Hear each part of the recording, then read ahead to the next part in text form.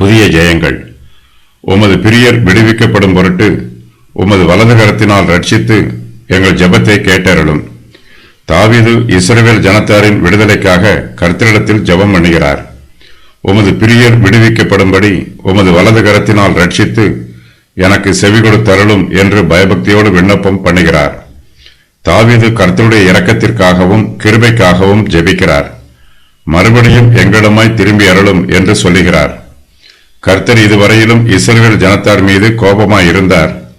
இனிமேல் கர்த்தர் தங்கள் மீது கோபமாய் இருக்கக்கூடாது என்றும் தங்கள் மீது சமாதானமாய் இருக்க வேண்டும் என்றும் தங்களிடத்தில் பிரியமாய் இருக்க வேண்டும் என்றும் தாவீது கர்த்தரிடத்தில் விண்ணப்பம் பண்ணுகிறார். கர்த்தர் பூமியை அதிர பண்ணி அதை வெடிப்பாக்கினார். அதன் வெடிப்புகளை பொருந்த பண்ணும் என்று தாவீது இப்போது விண்ணப்பம் பண்ணுகிறார். தேசத்திலே சத்துருக்கள் வெடிப்புகளை உண்டு பண்ணினார்கள். பல சமயங்களில் இஸ்ரவேல் தேசத்தாரே தங்கள் தேசத்தில் வெடிப்புகளை ஏற்படுத்தி விட்டார்கள்.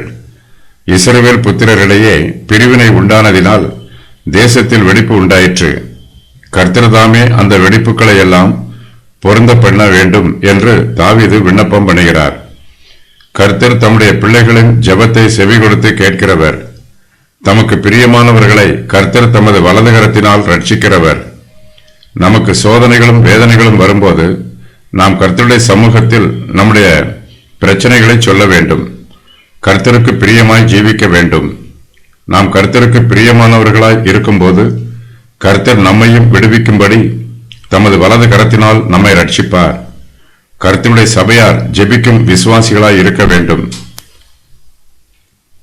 கர்த்தர் சபையாரின் ஜெபத்திற்கு செவி கொடுப்பார். தமது வலது கரத்தினால் சபையை ரட்சிப்பார்.